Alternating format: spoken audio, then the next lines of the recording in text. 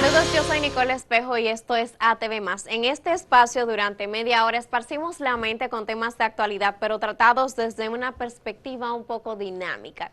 El proyecto de ley de extinción de dominio ha sido uno de los más discutidos en las últimas semanas. La página web del Senado de la República Dominicana dice que el proyecto de ley de extinción de dominio tiene el objetivo de establecer el marco legal para la regulación que busca establecer el decomiso civil de patrimonios con orígenes ilícitos para reincorporarlos al erario sin que haya que agotar juicios penales. Jesús Vázquez nos cuenta un poco más.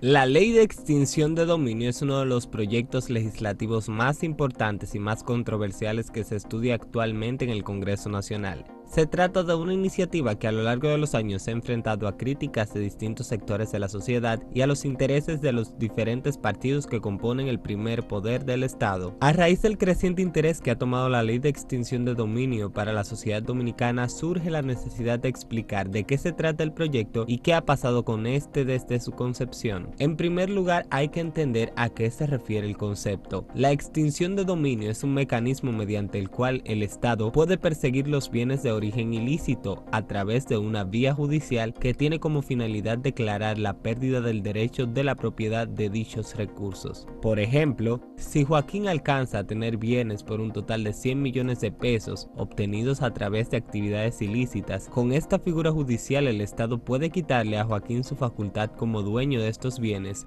o sea, extinguir su dominio sobre lo adquirido. Este no es un concepto del todo nuevo. En Latinoamérica ya existen 7 países con leyes de esa naturaleza. Dentro de estos se pueden mencionar Colombia, Bolivia, El Salvador, Guatemala, Honduras, México y Perú. A través de su programa de asistencia legal para América Latina y el Caribe, las Naciones Unidas crearon en 2011 un modelo de ley sobre el tema en la cual se agrupan una serie de ejemplos de buenas prácticas que se han desarrollado a nivel internacional. Este documento ha servido de alineamiento para muchas naciones que han promulgado legislaciones sobre extinción de dominio. La normativa que se discute en el país tiene el objetivo de establecer el marco legal para la regulación de la extinción de dominio de bienes ilícitos, definir las consecuencias y facultades de las autoridades para su aplicación, reconocer los derechos y garantías de los intervinientes, sentar las bases y los principios fundamentales para el funcionamiento del sistema de administración de los bienes decomisados y el procedimiento requerido para su declaración judicial a favor del Estado dominicano. En 2010 se introdujo la figura de la extinción de dominio en el artículo 51 de la Constitución Dominicana. 4 años más tarde, un grupo de senadores del Partido de la Liberación Dominicana sometieron un proyecto de ley sobre juicios de extinción de dominio. En esa ocasión fue aprobada en la Cámara Alta, pero perimió en la Cámara de Diputados. Con la pieza reintroducida para la legislatura de 2016, el Senado creó una comisión para el estudio y discusión de la pieza. Luego de un año, el proyecto fue aprobado en primera lectura en el Senado, pero perimió en la Cámara de Diputados. En 2019 y 2020 pasó algo muy similar. En el Senado se aprobó la iniciativa con una serie de modificaciones al proyecto original, pero en la Cámara de Diputados no se llegó a consenso. En 2021 fueron sometidos otros 2 proyectos relativos al tema, uno por el senador del Partido Revolucionario Moderno, Antonio Taveras, y el otro por los senadores Félix Bautista de Fuerza del Pueblo, Arisibán Lorenzo y José del Castillo del Partido de la Liberación Dominicana. En esa ocasión fueron enviados a una comisión bicameral presidida por el senador Pedro Catrén y el diputado Elías Báez, pero la pieza también perimió en esa legislatura. A 6 años de su aparición en el Congreso Nacional, la Ley de Extinción de Dominio todavía afronta serias trabas internas que ponen en riesgo su aprobación en la actual legislatura. Durante su estudio en este último año y medio de vistas públicas y evaluaciones, las opiniones de los miembros de la comisión bicameral que estudia este proyecto han sido muy variadas. Mientras se avanzaba con la iniciativa, los legisladores explicaban que existía una voluntad de todos los partidos de que se aprobara esa ley. Sin embargo, la señalada piedra en el zapato que ha obstaculizado la pieza se atribuye a intereses particulares. Poco antes de finalizar la pasada legislatura, el senador del Gran Santo Domingo, Antonio Taveras, aseguró que lo que detenía la aprobación del proyecto de ley eran los intereses de algunos sectores. No es dentro, ni quiero referirme a nadie en particular, esto es una ley que todo el que esté, repito, haciéndolo mal hecho, está opuesto a ella. En términos personales no he recibido ninguna presión. Ahora, en términos mediáticos, tú lo ves. Posterior a esas declaraciones, los congresistas reforzaron el diálogo de que todos los partidos tenían la voluntad de que se aprobara esta normativa para afrontar la adquisición de bienes ilícitos. El 31 de mayo de este año, el mismo presidente de la Comisión Bicameral para el Estudio de la Ley de Extinción de Dominio, Pedro Catrén, afirmó que ya se habían discutido todos los artículos de la iniciativa y que no había discrepancias. Catrén en ese momento destacó que en la Comisión Bicameral había imperado el consenso y que esperaban tener un informe listo en el mes de junio para poder presentarlo a los plenos del Senado y de la Cámara de Diputados. Ya acabamos de conocer todos los artículos. Hay algunos aspectos que se quedaron para fines de redacción alterna, es decir, aspectos que no tenemos controversia, pero necesitan que se afine la redacción. Todo se mantuvo en calma de acuerdo con lo que planteaba la comisión, hasta que el pasado 23 de junio, la senadora del Distrito Nacional Farideh Raful denunció que los miembros del Partido de la Liberación Dominicana, junto a integrantes de Fuerza del Pueblo, han obstaculizado la pieza legislativa para que no se apruebe. Tratando de consensuar y debatir puntos neurálgicos en este proyecto de ley tan importante para poder darle un estamento al país capaz de perseguir los bienes producto de la ilicitud cometida por ciudadanos dominicanos. El PLD incidentó, tal y como lo ha hecho desde el 2010 hasta la fecha, para que en este Congreso no se dé la oportunidad de darle al país una ley de extinción de dominio.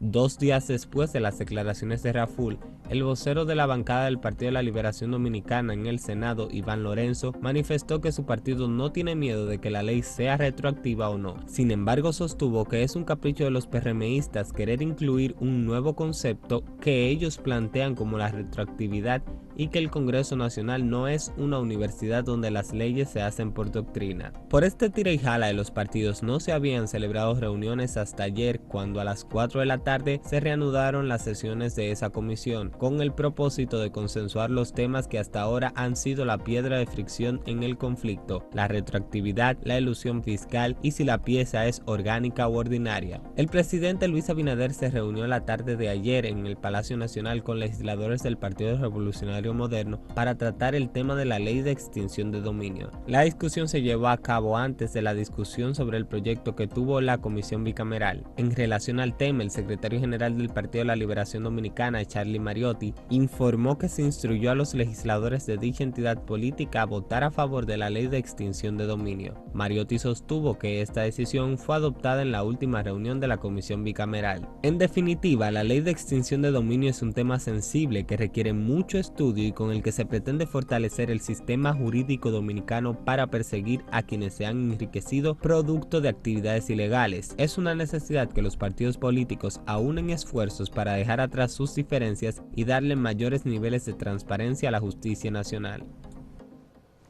Bueno, la necesidad de una ley de extinción de dominio nace producto de casos penales de principios de este siglo, cuando personas extraditadas a los Estados Unidos para cumplir condena regresan a este país luego de haberlas cumplido y continúan gozando de bienes adquiridos de manera ilícita. Como en este país nunca se produjo una condena de ninguna naturaleza, sencillamente fueron condenados y cumplieron pena en otra nación, no existe una herramienta para decomisar los bienes de esa persona en República Dominicana. ¿A dónde va a llegar el proyecto? Esperemos que nuestras autoridades terminen de decidir. Nos vamos a la pausa. Cuando retornemos, Lunelsi Mateo está aquí con nosotros.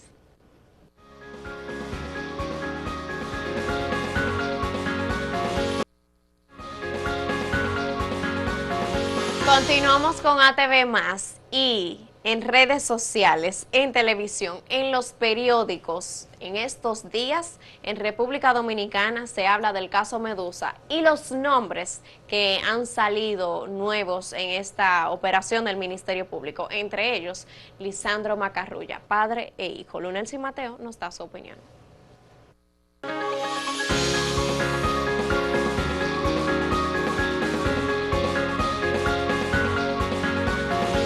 Esta semana todos los medios hablan de la operación Medusa, tal y como comentó Nicole al darme la bienvenida a este segmento.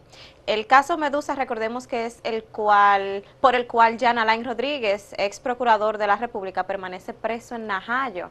Resulta que el pasado sábado, cerca de la medianoche, el Ministerio Público por fin depositó la acusación formal en contra del ex procurador y los demás imputados que están apresados por el caso.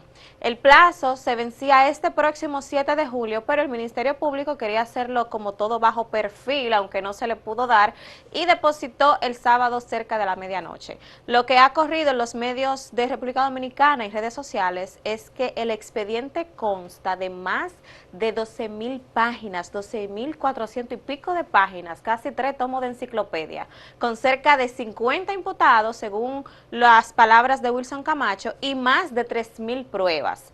Pero lo más interesante de todo esto es que supuestamente dentro de los nuevos acusados figura un hijo de Lisandro Macarrulla, quien es el actual ministro de la Presidencia. Con esta supuesta imputación hay quienes dicen que con esto se demuestra que el Ministerio Público tiene total independencia al investigar o imputar al hijo de una persona súper cercana del presidente de la República. Recuerden que estamos hablando del ministro de la Presidencia. La Presidencia es, vamos a llamarle la casa donde está el presidente Abinader, desde donde Abinader gobierna. Entonces, partiendo de esto, la recomendación que muchos políticos, abogados, asesores hacen a Macarrulla es que renuncie de sus funciones como ministro o tome una licencia mientras se investigue el caso. Hay quienes dirían por ahí que Abinader debería destituirlo, pero quién sabe.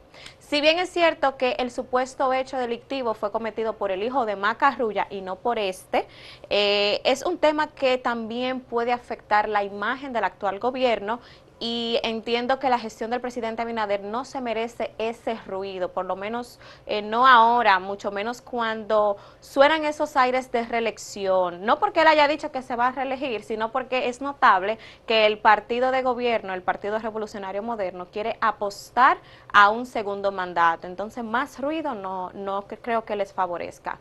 Nos atreveríamos a decir que este ha sido el caso Medusa, que más trabajo le ha costado al Ministerio Público. ¿Y por qué digo esto? Bueno, decimos esto porque partiendo de cómo se ha desarrollado la historia, uno puede sacar sus propias conclusiones. Recordemos que el órgano persecutor dejó incluso vencer el plazo para depositar la acusación. Se supone que cuando se le dictó medida de coerción a Jan Alain, por 18 meses, el Ministerio Público en ese tiempo debía investigar, recabar todas las pruebas y presentar formal acusación de esto, y era en marzo. Entonces, como no pudo cumplir en marzo, tuvo que recurrir a una prórroga de 3 meses para poder completar el expediente que se entregó este fin de semana. El caso Medusa es bastante complejo y se ha convertido en un proceso demasiado mediático. Solo esperamos que la verdad de todo esto salga a la luz y que el Ministerio Público pueda confirmar los nombres de los demás imputados involucrados, además de las empresas. Así evitamos caer en espejismos y especulaciones. Y hasta ahora ni la presidencia ni el mismo Macarrulla se han referido al respecto. Macarrulla es un hombre como que muy inteligente para hablar con la prensa.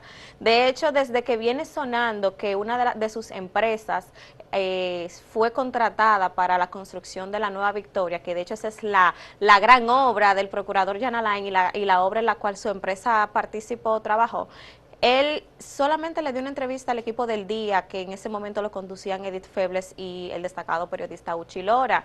Él explicó que cuando fue designado por el presidente Abinader, él tomó una licencia de sus funciones en la empresa, me parece que él era como presidente del grupo, y a su cargo quedó su hijo, quien supuestamente, lo que se ha dicho, lo que se rumora, porque no tenemos el expediente todavía y no ha salido ninguna información, es que él habría firmado los contratos con Jan Alain y para poder participar o trabajar en esta obra de la Nueva Victoria.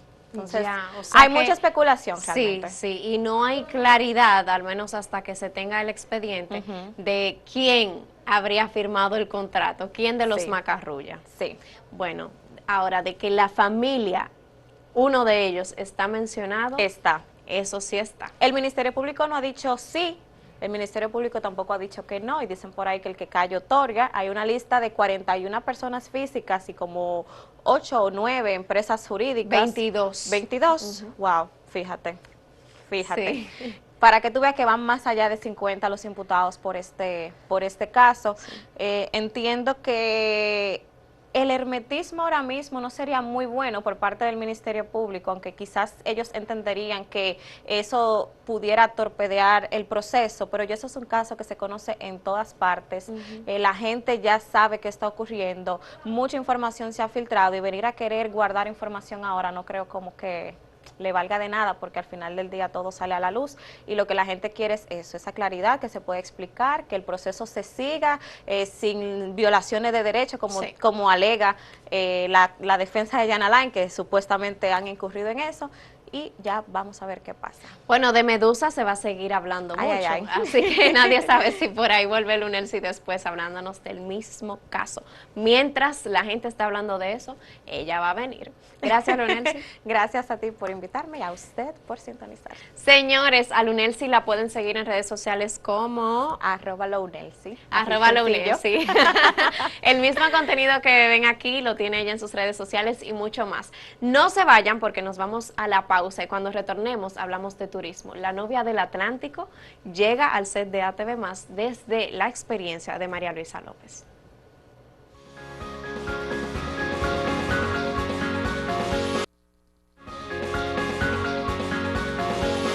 Estamos de regreso y en ATV Más hablamos de turismo, un área y un sector muy importante de la economía dominicana y que siempre está para nosotros, para contarnos un poquito más sobre eso, María Luisa López, así que vamos con ella.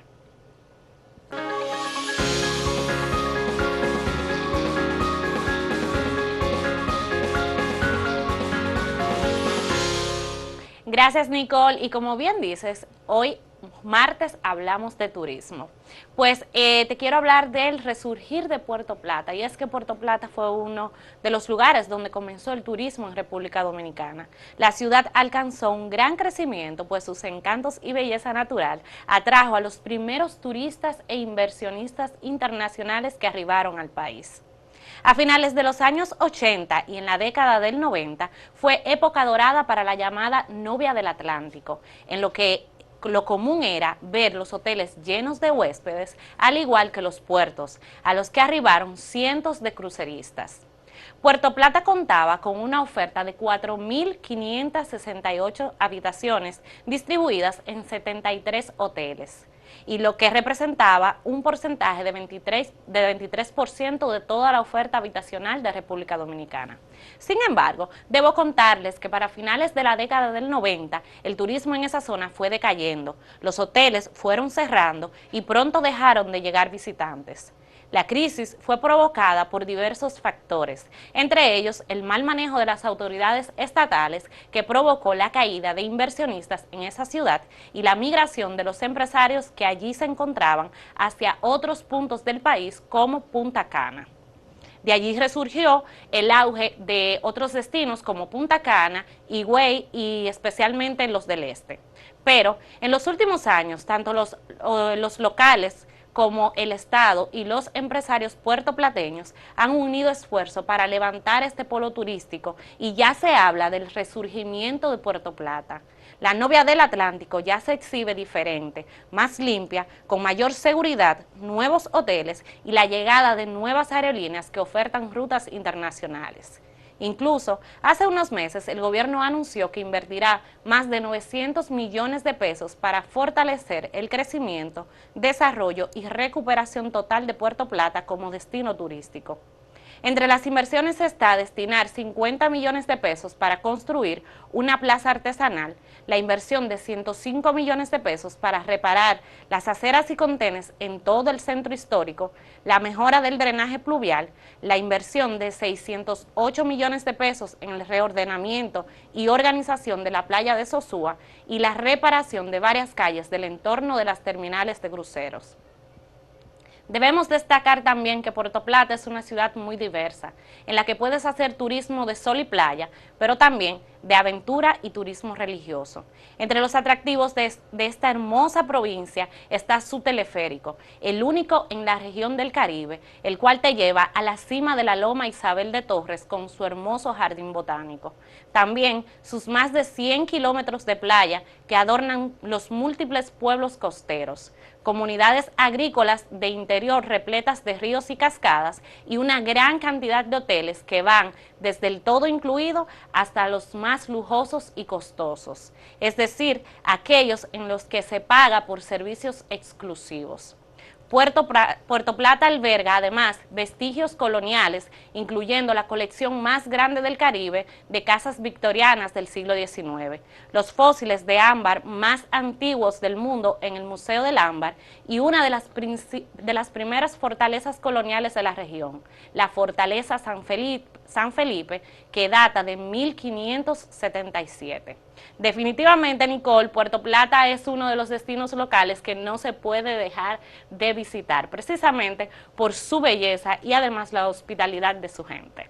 Wow, hay algo que tú mencionaste, María Luisa, y que a mí me llama mucho la atención, porque me parece que aunque en Puerto Plata es muy conocido esto de la comunidad judía y el turismo religioso que se puede hacer, no es una de las cosas o uno de los elementos turísticos que se utilizan para vender a la novia del Atlántico. No, claro, y eso no solamente ocurre en Puerto Plata, sino en muchísimas provincias del país que a pesar de tener asimismo catedrales, iglesias con una belleza increíble, no se venden como turismo religioso, y es quizá una de las fallas del turismo dominicano, del sector, o uno de los segmentos que no se ha explotado. Pero sí, definitivamente en Puerto Plata ese es un nicho muy fuerte y que podría ser bien aprovechado por las autoridades. Sí, porque de hecho los barrios judíos siempre en las ciudades que están son un lugar que por historia a la gente le gusta visitar. Llama mucho la atención. Entonces yo creo que sí, que se le puede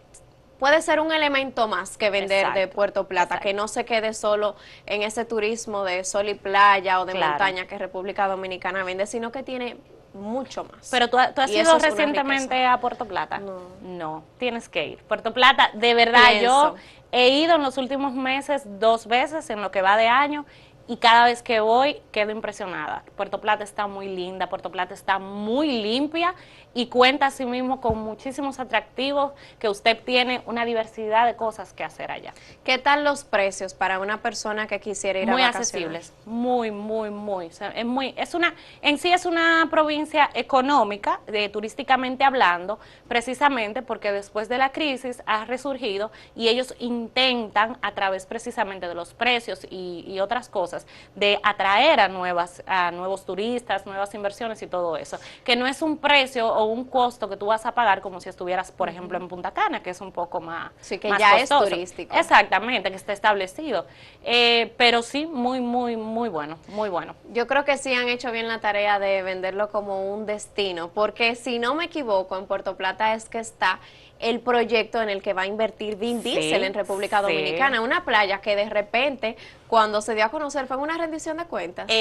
Creo que sí, y después hubo un encuentro entre él y el presidente Abinader. Exactamente, entonces cuando Vin Diesel llega a República Dominicana y se dice el nombre de esta playa, era como si los propios dominicanos ni siquiera la conocían. Y está en la novia del Atlántico. Exactamente. Y así como ese proyecto, hay muchísimos otros proyectos hoteleros, turísticos, de plazas comerciales, e incluso creo que un nuevo puerto que también está en agenda por parte del gobierno, que harán, repito nuevamente, que Puerto Plata nuevamente resurja en cuanto a su turismo. Y eso nos alegramos, porque es bueno que esos destinos que quizás estaban ya en crisis o que no están tan en boga o de moda entre los dominicanos y turistas internacionales, pues resurjan y atraigan no solo turistas, sino inversionistas, lo que además representa algo muy positivo para la economía local. Claro, y cuando vienen personalidades así, que Eso como, le da un como plus, mencionamos claro. Vin Diesel, Claro. por ejemplo, iba a decir yo República Dominicana, Punta Cana ya era Claro. un lugar turístico muy asentado y bastante famoso de República Dominicana, pero cuando comenzaron a venir personalidades y a decir yo estoy en Punta Cana, no fue lo mismo, y por eso Claro para que mucha sí. gente el turismo de República Dominicana se queda ahí. Entonces, llevar esa inversión y llevar esos nombres, personas que a nivel internacional son conocidas y digan yo estoy en Puerto Plata. Eso le da, Claro. cambia la imagen internacional del destino y obviamente de toda República Dominicana. ¿Tú recuerdas alguna persona fuera de Vin Diesel que hayamos visto en Puerto Plata? En Puerto Plata no recuerdo, en otros destinos locales sí, pero de Puerto Plata no recuerdo en verdad ningún famoso, bueno, recientemente, porque vuelvo y te digo, cuando Puerto Plata era la meca del turismo, ahí sí, incluso hubo un hotel, nos decía don Gustavo, nuestro subdirector, que hubo uno de los hoteles más famosos de Puerto Plata, no recuerdo ahora el nombre, en esos años, los años 90, 80, 90, que vino a su inauguración una hermana de Michael Jackson.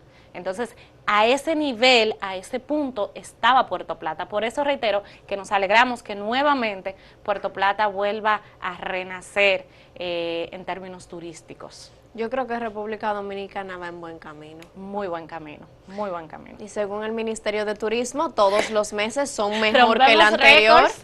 récords. Lo digo, Sí. lo digo en forma de chiste porque según el MITUR y su ministro David Collado, todos los meses rompemos récords en llegada de visitantes, pero es una muy buena noticia, son cifras muy positivas que nos ayudan en medio precisamente de esta crisis por el COVID y de los conflictos geopolíticos que han afectado la economía, no solo de República Dominicana, sino de muchos países caribeños y de toda Latinoamérica. Si yo voy a Puerto Plata, ¿qué no puedo dejar de hacer? Hay el paseo rosado, no recuerdo, doña... No recuerdo, De doña... no recuerdo cómo se llama el nombre de la doña del paseo, pero yo sé que el Callejón Rosado, así le dicen los locales, el Callejón Rosado, que es más una parte más para fotos, pero es un lugar muy chulo, muy lindo, donde los niños como que me suben la escalera y es especialmente para fotos, pero también está en el mismo centro del pueblo. En el mismo centro, por ejemplo, hay muchas heladerías artesanales que me encantan, helados muy, muy ricos, y otros como que lugarcitos que tú vas, la fortaleza de San Felipe, obviamente, y el teleférico que no puede faltar. Pero además la oferta hotelera es muy buena. La oferta hotelera ahora mismo de Puerto Plata es muy buena. O sea que es un pueblo que se puede caminar. Sí, totalmente. Eso es otro de los aspectos que, por ejemplo, en temas de seguridad, anteriormente lo que se había denunciado mucho era la inseguridad que había en Puerto Plata. Pues ahora es muy común tú ver a agentes de Politur y de la misma Policía Nacional como que custodiando. Y eso te da tranquilidad a ti como turista que te guste pasear por los pueblitos. Mira qué bien, qué bueno saber un pueblo que podemos visitar caminando. Eso es poco visto y escuchado en República Dominicana. Esperamos que así siga siendo. Gracias, María Luisa, por hablarnos de la novia del Atlántico de esa forma y con tanto amor como lo haces. Bueno, pues nos vemos en la próxima. Bueno, señores, hasta aquí ya llega ATV Más por el día de hoy. Nos despedimos hablando de República Dominicana. No se pierda este contenido en nuestro YouTube, Acento TV. También puede entrar a nuestra página web, acentotv.do, y nos puede seguir en redes sociales como @acentodiario.